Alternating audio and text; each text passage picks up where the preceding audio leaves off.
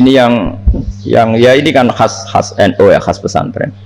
Sebenarnya saya keberatan pakai istilah khas NU, pakai khas pesantren karena NU itu anaknya pesantren, jangan dibalik pesantren anaknya NU karena sebelum ada NU itu ada pesantren.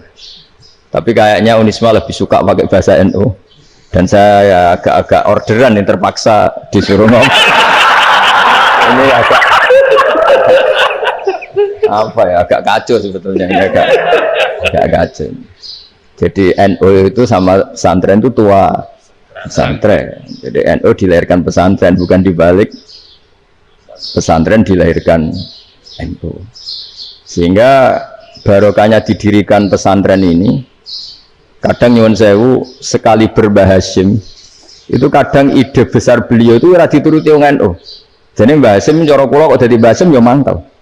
Mbah Hasim itu ngarang meno kentong. Nggih ngarang meno beduk, tapi NU nganggo kentong. Beduk. Dan uniknya Mbah Hasim enggak tersinggung. Karena ciri khas pesantren itu membolehkan perbedaan apa? Pendapat. Itu masyhur khilafnya Mbah Hasim sama Bapak Mas Kumambang. Itu sampai dikitabkan. Saling ngeritik, saling macam-macam lah. Jadi cara berpikir Mbah Hasim ketika Nabi rembukan, ini gimana ya cara menentukan waktu sholat ya? Ya pakai kentong ya Rasulullah, zakalin nasoro itu untuk orang Nasrani. Ya pakai buk itu trompet, zakalil Yahudi itu untuk orang Yahudi. Terus, ada yang lagi pakai api ya Rasulullah, zakalil Majusi itu orang Majusi. Setelah itu ada orang datang lari-lari cerita mimpi azan tadi. Ya itu terus dipakai sarana pemanggilan sholat ya azan itu. Sehingga Mbah Hasim menolak kentong. Karena mantas sababi qaumin fahuwa minni. Beliau keras sekali sampai bilang haram. Beliau judulnya ya haram, al-jasus antakhrimin naqus. Setelah naskah itu sampai ke Mbah Fakih Mas Kumambang di Gresik situ, di daerah Dukun situ. Dulu nggak ada WA ya, jadi sampainya ya lama. Makanya saya sampai sekarang nggak punya WA karena ya saya ulama kan, kalau WA-an terus ya jadi ulama. Ya jadi ulama main WA-an terus itu. Nah itu termasuk rektor gak kau bermikir itu mesti kebanyakan WA. Karena kan otaknya didikte oleh sesuatu yang masuk. Sesuatu yang dilihat itu kan pasti mendikte kita. Beda kalau yang enggak WA-an kan mikir apa kita yang menentukan. Kalau WA-an kan kita ditentukan. Mau mikir anaknya butuh apa gara-gara WA informasi Jakarta mikir Jakarta. Ada secara kewajiban ngapain kamu orang Malang mikir Jakarta. Gara-gara WA mikir Jakarta belum selesai ada berita di Sulawesi, mikir Sulawesi. Habis itu mikir NTT. Makanya semua orang sekarang merasa tokoh nasional gara-gara informasi yang masuk itu nasional. Jadi masih RT udah mikir gimana Gus Indonesia. Kalau RT sampai lupa kalau dia itu RT. Jadi semua orang sekarang merasa tokoh nasional. Nah, itu gara-gara apa coba? Akhirnya semua orang juga punya ide tentang nasional. Harusnya negara begini-gini. Jebule wong sing duwe ikon iki sapa? RT. Ribet kan? Saya teruskan. Setelah naskah itu sampai ke Kiai Fakih Mas Kumambang. Beliau itu marah besar. Ini harus dilawan dan saya bukan karena benci Mbah Hasim. Beliau teman saya ketika ngaji Kiai Mahfud di Mekah. Jadi Mbah Fakih dan Kiai Hasim itu teman ketika ngaji di Mekah. Terus cara ngelawan tuh lucu. Lucu. Gak ilmiah tapi gak ilmiah wong alim tetap ilmiah. Di mana-mana serupa itu tidak sama. Ya kalau mungkin zaman Nabi di Medina itu, zaman itu kentong itu identik dengan milik Nasrani. Di Indonesia beda. Pos kampling ya kentong, kebakaran ya kentong, wae sarapan orang di LP ya pakai kentong. Jadi tidak ada jaminan kalau kentongan itu identik dengan Nasrani. Lalu haramnya di mana? Yang di mana-mana tasabuh itu identik. Ini tidak identik. Mulai masalah kan? Mulai masalah. Jadi beliau gaya judul Hazruus. Hazruus itu kepala bergeleng-geleng. Sekarangan kok ngene. Jadi sekarangan kok provokatif gitu. Nah, dan itu Mbah Hasim ya hormat Mbah Fakih ya hormat Mbah Hasim. Saya sendiri secara pribadi itu lebih suka pendapat Mbah Hasim sebetulnya. Karena bagi saya sholat itu sakral, ya sudahlah kalau sakral ya dipanggil dengan sesuatu yang sakral yaitu kalimat thayyibah azan. Tapi saya tidak akan bilang kalau kentongan itu haram. Karena kalau haram alasannya mirip orang Nasrani, sementara pos kamling ya pakai kentong, ada banjir ya kentong, ada kebakaran ya kentong, jadi tidak identik untuk misa atau untuk sholat ala Nasrani. Tapi itu dulu ya rileks saja, dua beliau itu ya saling menghormati, padahal saling meritik. Dan dulu ulama yang beda madhab itu ya saling menghormati. Imam Syafi'i itu kalau sholat di kawasan Masjid Abi Hanifah ya tidak kunut. Ketika ditanya, kenapa kamu tidak kunut? Sementara engkau berpendapat kunut itu sunat. Ikroman di hadal madhab. Saya sangat menghormati madhab. Imam Ahmad bin Hanbal itu berpendapat kalau orang pakai bekam, pakai iftisot atau hijamah itu batal sholatnya. Sementara Imam Syafi'i mengatakan tidak batal apa? Sholatnya atau wudunya tidak batal. Tapi Imam Ahmad itu ditanya, apa kamu makmum Syafi'i? Bagaimana mungkin saya tidak makmum sama wali kutub seperti Imam Syafi'i? Padahal menurut keyakinan Imam Ahmad ini sholatnya batal. Ini habis iftijam udah wudhu. Tapi tetap saja beliau. Karena perbedaan pendapat di furu itu lazim. Ya orang boleh berdebat lah. Ketika Unisma datangkan saya, itu saking senengnya kiai, saking sombongnya sampai ngatur kiai, kan nggak pernah bisa diperdebatkan. Itu kan orang boleh debat kan. Itu saking angkuhnya apa saking senengnya kan nggak jelas kan. Dan orang boleh setuju pendapat saya, yaitu ngatur kiai itu haram.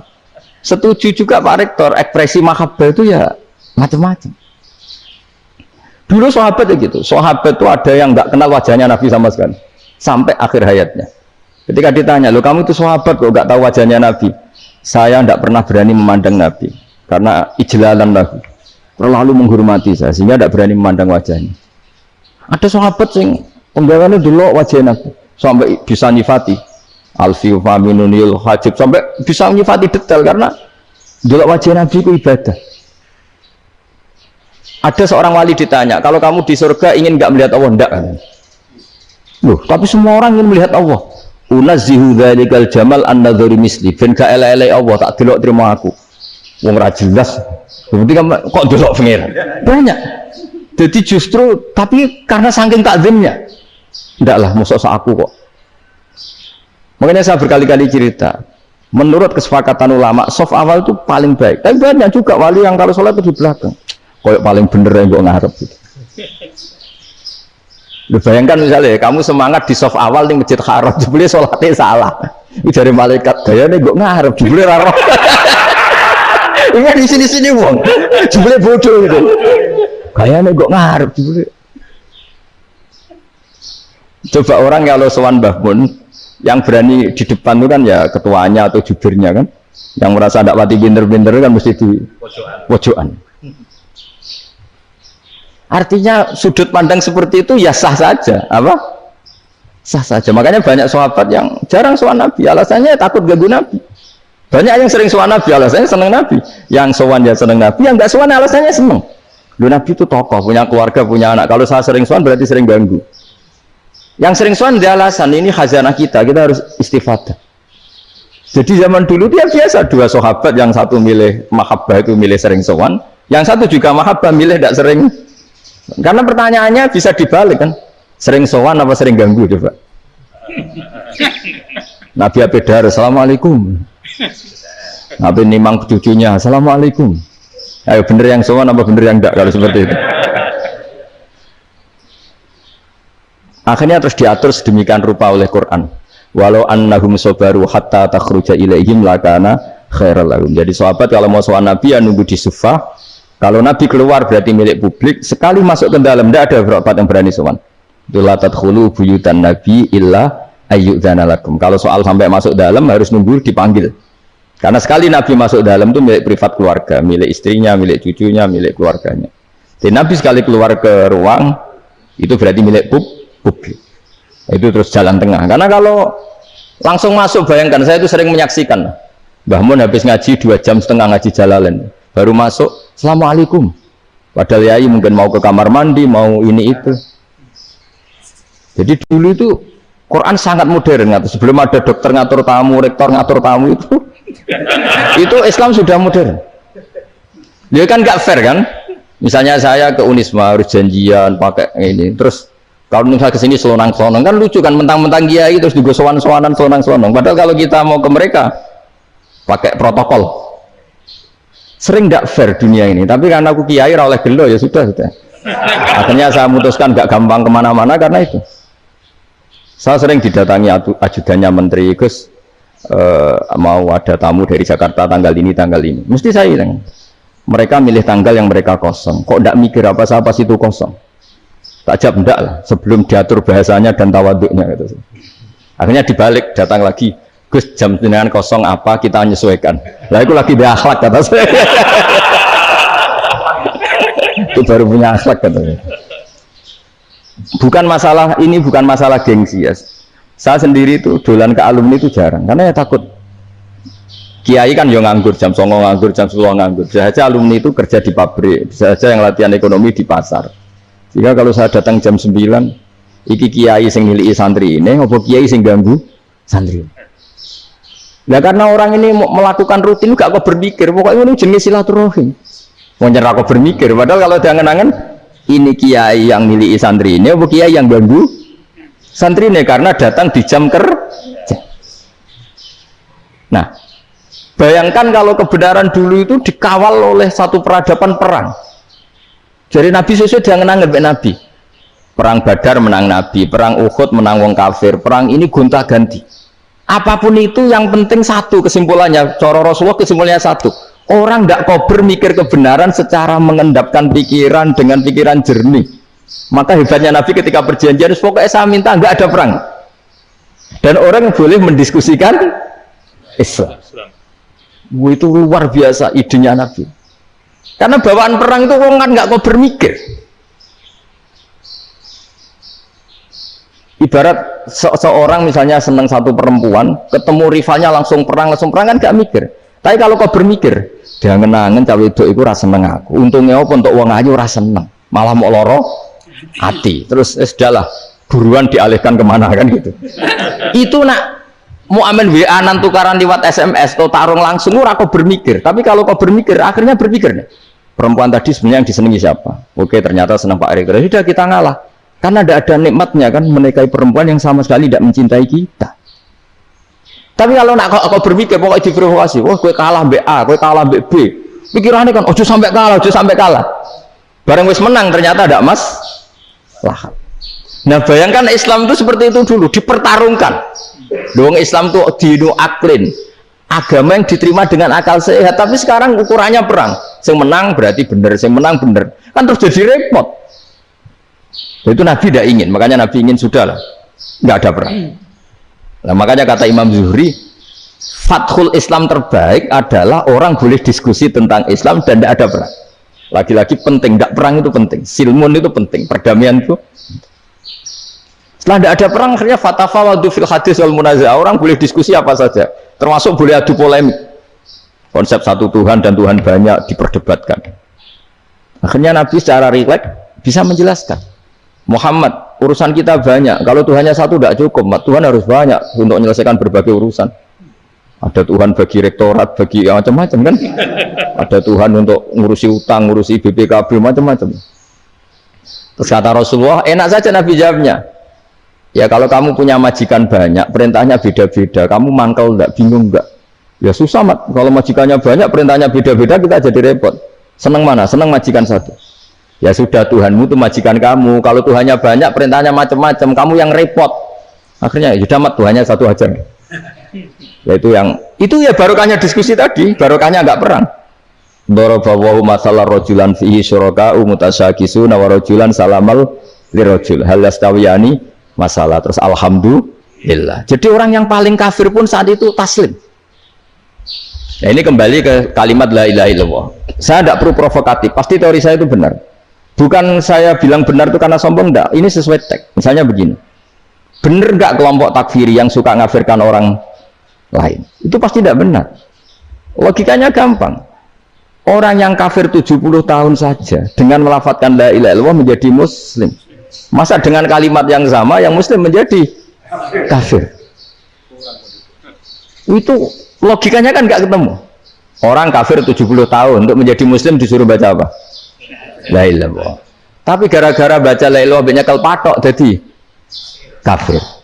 Pertanyaannya loh, ini kalimat apa? Kalimat untuk mengkafirkan apa kalimat untuk mengislamkan? Karena yang kafir dengan kalimat itu menjadi Islam, ternyata yang Islam dengan kalimat itu menjadi kafir. Itu ketemu nggak? Cara logika itu kan nggak ketemu kan? Makanya cara pikirannya Abdul Hasan Asyadzili, dan saya setuju pikiran itu. Istighfar ini boleh orang Jawa Timur protes karena kadang beda manhaj, tapi jangan protes saya, proses Abdul Hasan Asyadzili kualat nih sampean. Ketua Torekoh napa? Sadziliyah. Cara madzhab Sadzili, dan Anda boleh berbeda madzhab, mencari khasnya wong kampus sing wani beda. Beda kapasitas lah, pokoknya butuhnya beda. Dan ketok pinter, ketok kritis tuh. Cara madzhab Abdul Hasan Asyadzili itu gini Pak Rektor. Jadi istighfar itu baik. Tapi ba'da kamali tauhid, setelah tauhidnya itu benar. Alasan beliau masuk akal. Ketika ada ayat fa'alam annahu la ilaha illallah wastaghfir li dzambik. Bihadil kalimah. Jadi orang boleh istighfar setelah tauhidnya benar. Alasannya Abdul Hasan Asyadzili begini. Qul lil ladzina kafaru iyantahu yughfar lahum ma qad salaf. Katakan kepada mereka yang kafir, sekali mereka tidak kafir, maka otomatis dosanya masa lalu diampuni. Pertanyaannya, yang bisa menghentikan kekafiran itu kalimat apa? La ilaha illallah. Dengan hanya melafadzkan la ilaha illallah Muhammadur Rasulullah, langsung yufar lahum ma qad salaf, langsung dosanya diampuni. Berarti yang menjadi pengampun dosa lah, penyebab pengampunan itu apa? La ilaha illallah. Itu bahkan orang kafir belum istighfar. Di ayat itu kan Allah nggak mensyaratkan setelah la ilaha illallah istighfar baru diampuni, enggak, asal la ilaha illallah langsung yufar lahum ma qad salaf. Saya ulang lagi ya, jelas ya. Jadi kulil ladzina kafaru iyantahu yufar lahum ma qad. Nah sekarang iyantahu, mereka berhenti dari kafirnya. Syaratnya pakai apa? La ilaha illallah Muhammadur, itu langsung yufar lahum ma qad. Artinya apa? Ghufranullah itu bisa didapat hanya dengan mujarrodut tauhid, yaitu hanya dengan melafadzkan kalimah thayyibah. Dan sahnya istighfar juga berdasar kalimah thayyibah itu. Misalnya gini, orang kafir sebelum Islam melafadzkan astaghfirullah, astaghfirullah, astaghfirullah, kira-kira diterima enggak? Enggak kan? Karena syaratnya istighfar ba'dat tauhid.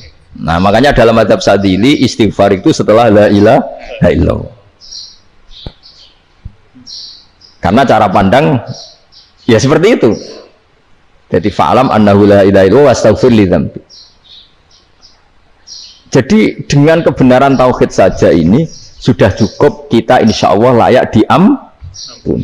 Karena innallaha la yaghfiru ayyusyraka bihi wa yaghfiru ma duna dzalika liman yasha. Jadi orang yang tauhidnya benar itu bisa diampuni Allah asal tauhidnya benar.